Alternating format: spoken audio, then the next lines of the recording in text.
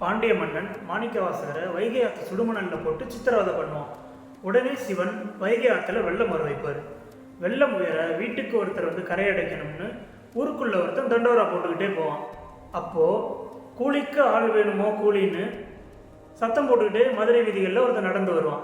யாரா அதுன்னு பார்த்துட்டு ஒரு புட்டு விற்கிற பாட்டி கூலியாள் ரூபத்தில் வந்திருக்க சிவனை கூப்பிட்டு, நான் உனக்கு புட்டு தரேன், நீ எனக்காக போய் கரையடைக்க போன்னு சொல்லுவாங்க.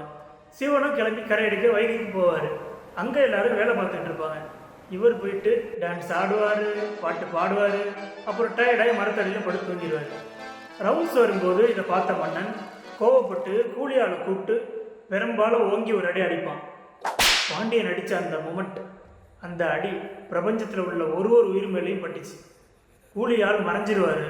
வந்தது யாருன்னு பாண்டியனுக்கு புரிஞ்சிடும். உடனே மாணிக்கவாசர் காலில் விழுந்து மன்னிப்பு கேட்டு மீண்டும் அமைச்சரை ஆள சொல்லுவார்.